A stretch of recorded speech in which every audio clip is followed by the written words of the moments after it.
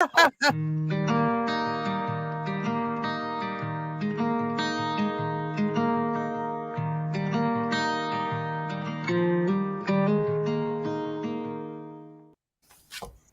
right, we're Bonnie and Greg Dixon from Storyvan TV, and we have a special guest, Bonnie. Today, our special guest is Sandra Griff.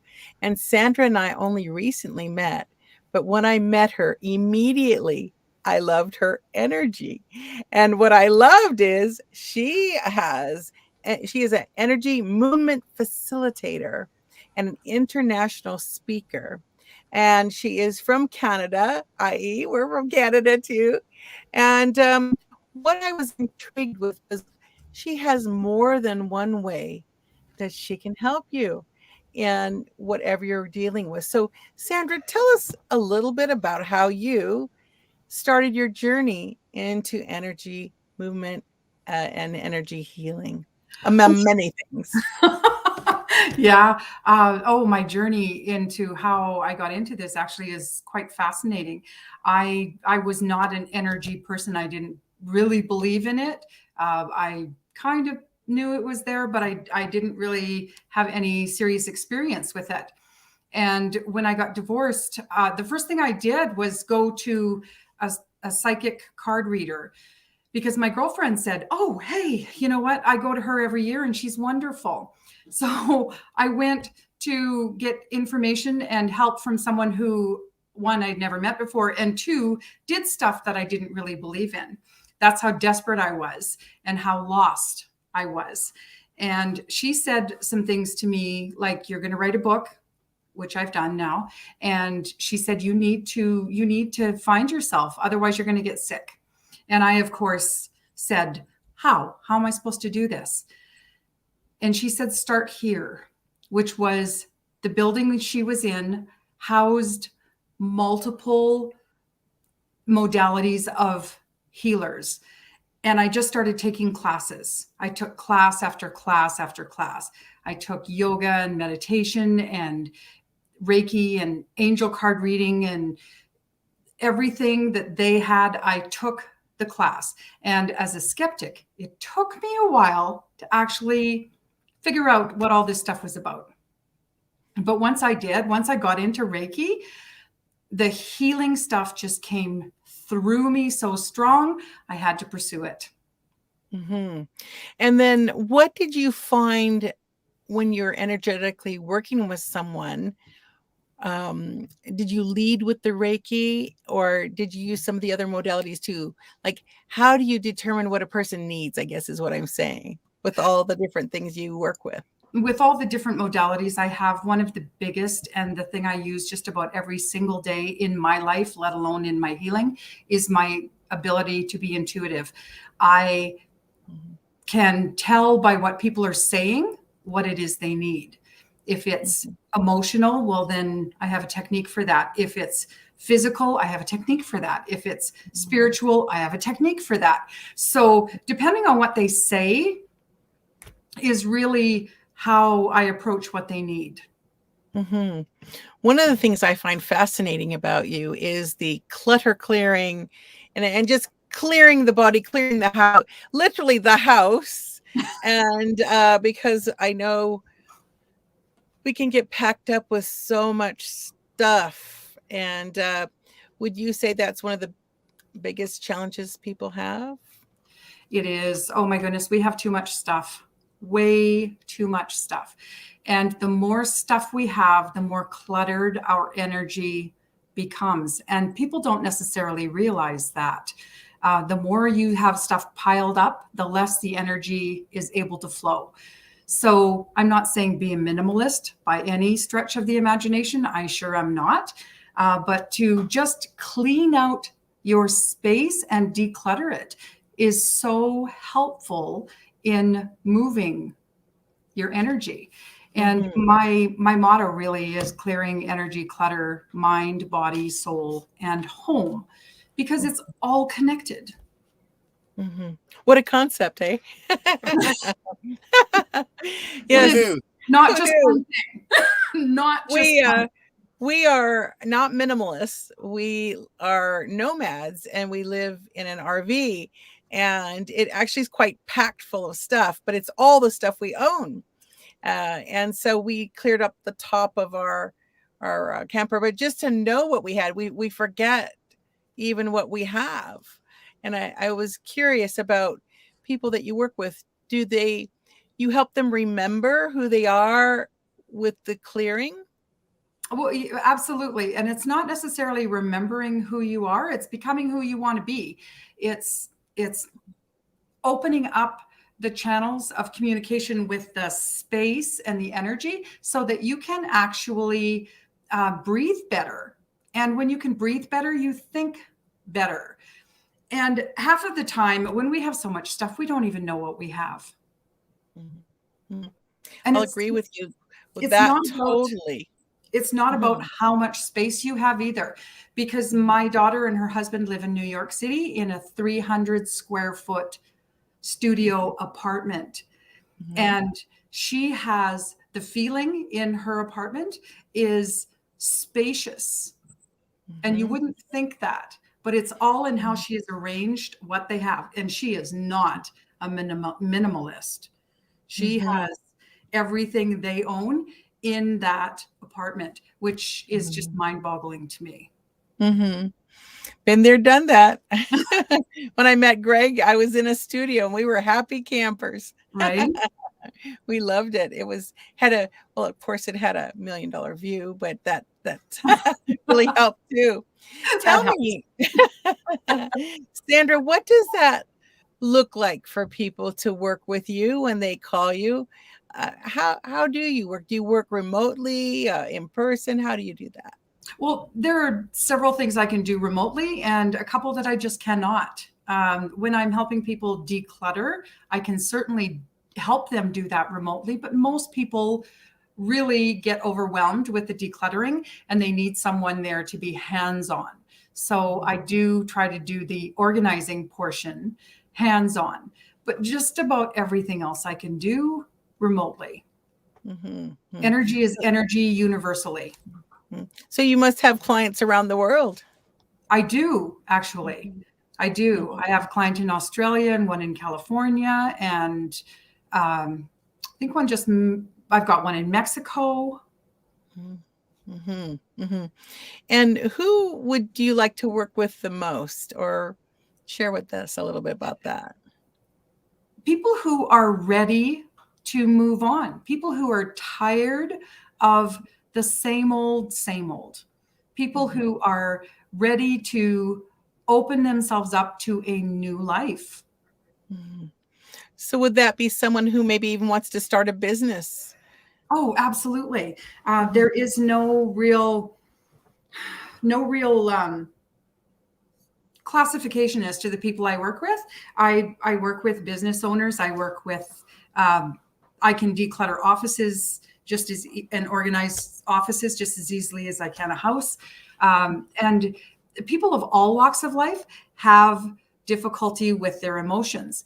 So I work with anyone who is ready to really let go of the stuff that is no longer serving them. Having that kind of in my quote family, I know that sometimes it's hard for people. I know my mother was very attached to stuff. She was a little girl when they moved from Ohio to Mississippi, and I guess her mother threw her doll out along the way. And my mother kept things, and we 5 children. She kept things for everyone, and she's promised she would declutter. She didn't. How can we encourage people, or yourself encourage people to do this before we get too old or too not able to declutter? Because right now I'm at a house, my father's 91, the 4-car garage is completely full, and the house isn't too bad, but but it's all full of tools. Yeah, it's full of tools and things, right? Tractor, And car. well, stuff. It's got lots of stuff in there. But I know at some point, if we don't make that decision, What are some of the things, the ramifications people see from not decluttering? Well, the thing is, you either start doing it now or you do it after they're gone. And if you can help them do it now, it actually can be much easier on you. May not be easier on them, but it will be easier on you and your family who are left to deal with what's left. And it's really hard for people who have gone through things like the depression or a lack of money to get rid of things. And I will often find myself saying, but you're not using it, and someone else will love this just as much as you love it. Mm-hmm. And there are people out there, especially young people starting out, that don't have this kind of stuff. And you've got 4 of them. Can we maybe give a few of them away? So I think the biggest thing is actually knowing what is in the space. So just starting to sort out what's in it. Mm-hmm. So you know if you've got 8 hammers, and I've seen that. Do you really need 8 hammers? Maybe we could whittle it down to 2. I've seen that too. So, yeah, I was in the shop and with Bonnie's brother-in-laws, and they had some beer that needed a bottle opener. And I said, "Is there a bottle opener here?" And they said, "It's over on the far side." Anyway, there was like 15 bottle openers hung up on a shelf, right? So, and you have a spray and wash story. Oh, my favorite. You might like this one, Sandra. I was, this was 10 years ago, but I was cleaning out my father's laundry room. And I went, oh, and I looked, I said, "Dad, why do you have 7 gallons of spray and wash?" And he said, "Because it was on sale." And so I said, "Well, guess what we're going to do?" And I gave away 6 of them. And the 7th, I said, "This will last you the rest of your life." Yeah, absolutely. And that's the other thing. People will buy 36 rolls of paper towel because one, they forgot where they put the other ones. And when they ran out in the kitchen, they went to where they thought they should be and they weren't there. So they went and bought more, not realizing that they had bought more previously and put it somewhere else because it didn't fit. So just figuring out what's even in the house sometimes can help to say, like, do you really need this much of it? And there are so many people in need right now. So many people. Yes, especially in British Columbia. Oh my goodness. All the flooding and all that went on. We actually were evacuated. And again, back to being blessed with less, we were able to pick up and literally drive away. And so many people, everything they owned. And at that point, to your, thing, they've now lost everything, right? Yes. And so whatever was there, and they wouldn't know where everything is. So that's a big tip for people energetically, to know what they have, and that it will help them not only with their mental health, but probably their physical health. And do you have another, we're in the holiday season right now, so of December of 2021. What holiday season health tip energetically can you give people? To remember to breathe. Breathing is so important. And as we get stressed out with the holidays, whether it be visiting family that we're not excited about seeing, or having to buy presents for people and not knowing what to buy, just generally being out there in all the tension of having to shop, it causes us to slow our breathing down. And we need to remember to breathe, take nice, deep breaths. That will actually help start to calm you. And I actually have a really quick emotional freedom technique that you can use wherever you are, which is where your wrist bends. This runs through all the meridians in your body. And when you tap on this place with your fingers on your wrist, within 3 to 5 minutes, it will actually calm your amygdala down, which is your fight, flight, and freeze center. And that will help relieve your anxiety. Wow, that's powerful. Does it matter which hand you're doing It it doesn't to? matter which hand you're doing it with. So if I walk around, people are going, what is that woman doing? Yeah, so if Bonnie's over in the corner doing this frantically, I know there's something up, right? The cool thing about this is you can do it in your vehicle. You park your car, know you have to go into the mall, sit there and tap for 3 minutes. Or if you're sitting at a table, you can put your hands under the table and tap on your wrist. Nobody can see you doing it. What a great gift you just gave everyone. Let's take a look at your website and see all that you offer here. I just love it. And quite honestly, not everything I offer is even on my website. Oh, great. So they just contact you. So ever-changing life. I love this. Clearing energy, clutter, mind, body, and soul. Fabulous. And then let's see here. That's a good one. We cannot solve our problems with the same thinking we used when we created them, by Albert Einstein. There you go. So you do tapping, EFT, Reiki, space clearing, the saging, and organizing. What an amazing group of things that you do to help people. Now, there's a couple of other things I do. I'm also a medium. So when I do Reiki, it's not unusual for the person who's being treated from their past to pop in and say hi. And I also do just straight mediumship readings. I'm also a tarot card reader. So for those people who need clarity of mind for a specific question, tarot card reading is a wonderful way to get that, besides the fact that it's just fun. And I don't have it on my website yet, but it's going to be on a page called Fun Things, Mediumship and the Tarot Card Reading. Some people take it really seriously. I tend to be a little more on the lighter side with it because it's not meant to answer all your questions or to guide you in every aspect of your life. It's there to give you confirmation most of the time about what you were already thinking.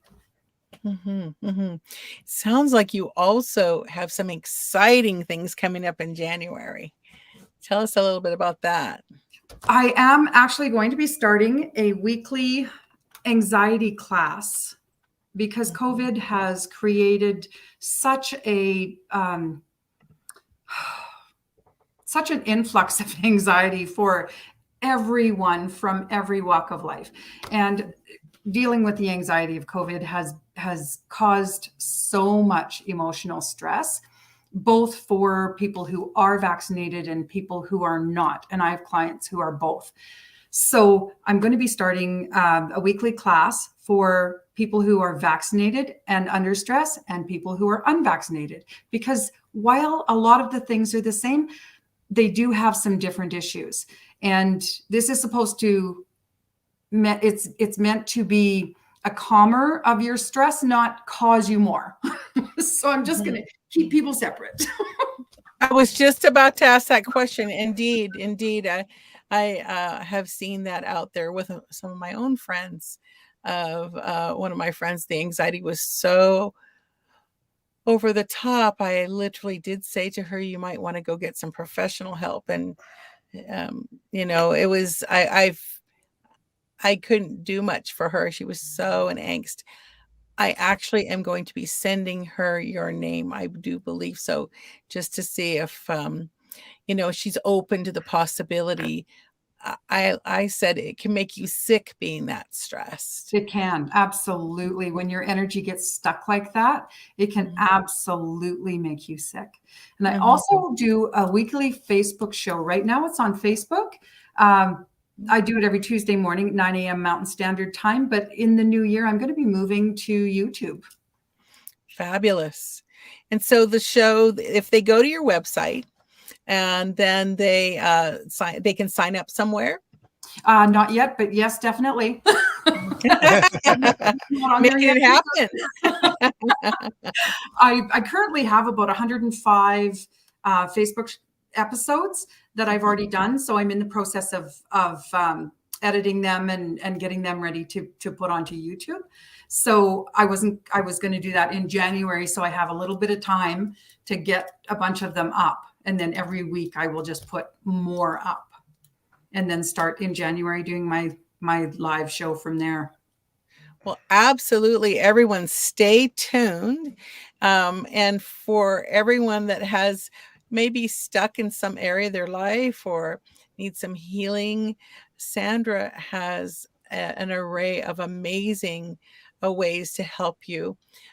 For all of us, I think, I don't know anybody that couldn't use some clutter clearing and some unblocking of that energy. Sadly, we are all there. I too can use some clutter clearing, not just in my home, and what's really funny about that is every organizing job I do, I come home and clean up something else. Yes, because I'm aware someone else is going to have to clean this up when I'm gone. I want to validate to everyone how helpful that is. I moved a lot in my life, and I carried 2 boxes somehow with me of these papers for 8 years. They just kept going with me everywhere I went.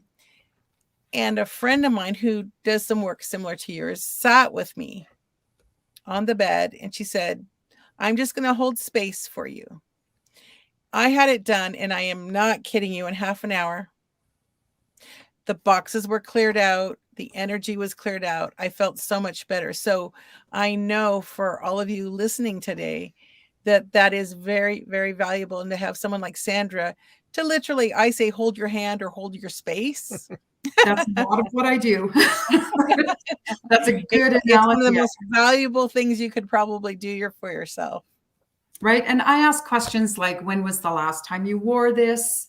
Or why is this so valuable? We don't hang on to things because we value the item. We hang on to them because we value the emotion that the item brings us. My favorite thing to do when we were clutter clearing my mother's house after 40 years of living there after she passed is so many of the Christmas items that when we were kids, they were great. But here 40 years later, we're like, actually, we were more like 50 or 60 years old. Anyway, I took pictures. Yes, that's exactly what I was just going to say. You know what? If you're having trouble getting rid of something because of a memory, take a picture.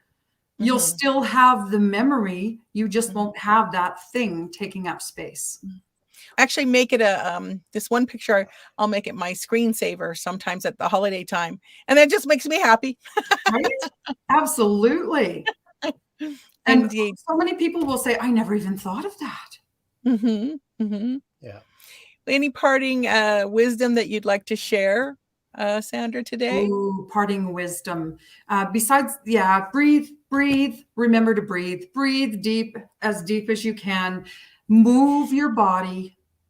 I'm really not that big on exercise, but the more you sit, the more stagnant your energy becomes. So even if you just get up and walk around the house, we used to get rid of the remote control. So we had to change the TV by standing up and doing it. You can't even do that anymore.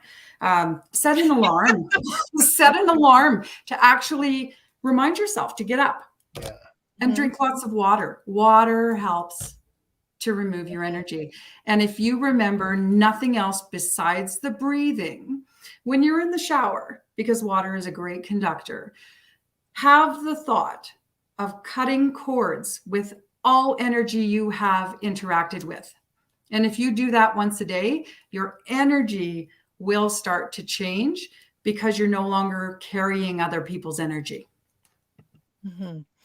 I so look forward to sharing this interview with some of my family members, some of my friends, to hear this simple but yet profound wisdom that could help them the rest of their lives if they heed to this simple but yet effective practices for good health. It usually is pretty simple.